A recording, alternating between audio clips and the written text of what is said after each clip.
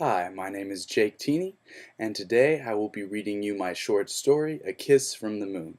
If you like what you hear, you can find more of my work at www.jaketeeney.com. A Kiss from the Moon. Rose woke early on her 20th birthday, October 6th, 1944. Through her frosty bedroom window treaded a pale autumn dawn, and she knew sleep wouldn't return. So on the morning of her birthday she put on stockings, a long blue skirt, a gray sweater and coat, and walked, hands beneath her arms, to Charlie's house. They were close friends once, the kind that knew which vegetables the other would avoid at dinner. But for a year now they hadn't spent time together, not since Charlie's brother had died in the war. Their whole town had felt the loss, felt it and strengthened as a community. But for Charlie, no. It was just lamplight and still floorboards for him. Neither his parents nor Rose able to change that. A short walk and Rose was clinking pebbles against Charlie's upstairs window. He looked down, startled, and 44 heartbeats later he cracked open the front door. Rose? He was confused but well awake. How are you, Charlie? He wore brown trousers and a white undershirt stained with writing ink. What are you doing here, Rose? I thought maybe you'd care for a walk. A walk? Just down by the creek. Before dawn? Around dawn. Why? Why, because we haven't had one in a while. Why today? Why now? Rose pressed her hands deeper into her pockets. I'm not sure. So you just woke up and wanted to walk. Well, I woke up and wanted another blanket, then later, yes, I thought of you. And what about Robert? He won't mind. Does he know? How could he? He's surely sleeping. And it's just a walk. Down by the creek. Down by the creek. With me. With you. He frowned, his eyes always sorrowful. Let me get my coat. The path by the creek was too muddy, so they walked through Davidson's recently harvested wheat field. A light fog ghosted over the stubble of golden stalks, a crunch with every step. You probably think I'm crazy, said Rose, coming over here to your house like this. Charlie shrugged. I mean, gosh, it's been a while, hasn't it? I haven't made it easy, he said. To be honest, I wasn't sure if you'd even open the door. He shrugged again. Even ink smears. For a moment, their footsteps crunched in unison. Robert plans to take me to the city after we're knotted, you know. I know, he said. You did? I overheard my mother on the phone. Oh. She pulled her jacket tighter. Sometimes I can't believe it's finally happening. Charlie stooped to pick up a lone stalk of wheat. Patience rewards with right decisions. Then this must be the rightest decision in the world, she grinned. He said nothing, just whirred the wheat between his fingers. You got any plans, Charlie? You thinking about moving or anything? He shrugged. Leaves need raking at some point. I mean, you always did well in school. Dozens of places could use you in the city. There's too many clocks in the city. Too many clocks. So many second hands ticking, it drives me crazy. Rose smiled. You've always had a funny way of talking, Charlie. A smile tilted his own lips. Maybe you just have a funny way of listening. Are you saying my ears are big? I think you have fine ears. And my earrings? Not as nice as your ears, but they complement well.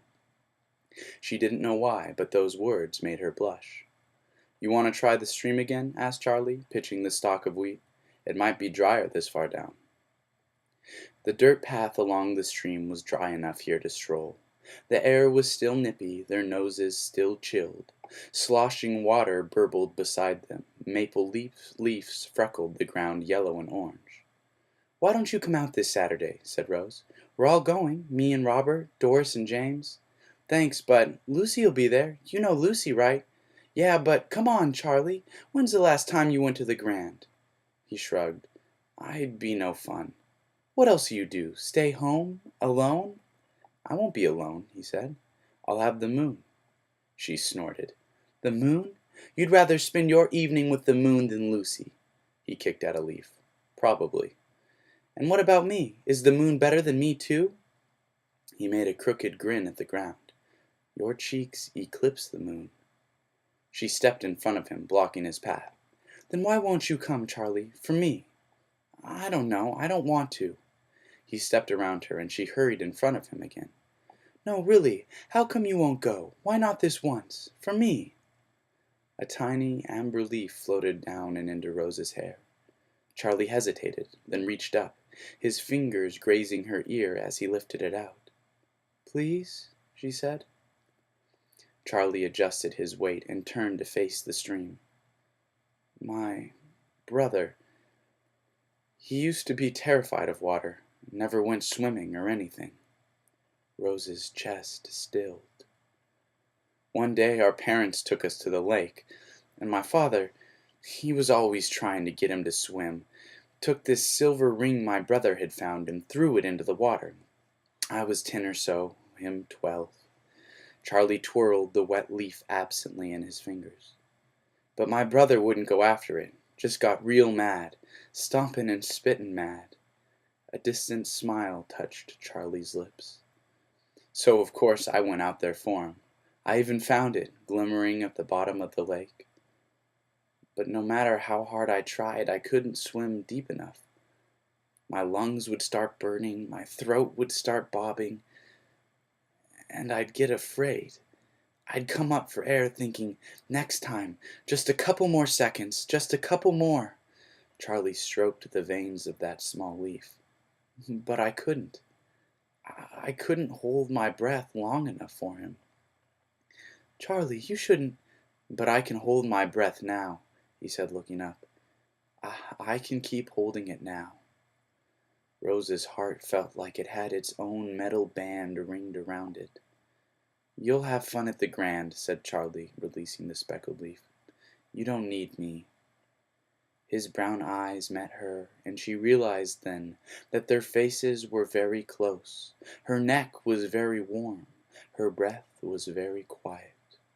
A bird fluttered from a branch high above, and she reached up to kiss him. But he stepped aside and walked past her. It was silent for a long time after that, just the shushing creek, a lone sparrow, their uncertain footsteps. The October morning stayed gray as they walked to the field behind the old red brick church. Nearby, a single tree, resilient with leaves, interrupted the expanse of brown grass. "You know," said Rose, speaking for the first time since the creek, "it's my birthday today." "I know," he said. "Then why didn't you say something?" "What should I have said?" "How about happy birthday?" Charlie shrugged. The tree was close enough to hear the breeze shift its limb. "There's a party tonight, at my Aunt Connie's. You should stop by, maybe."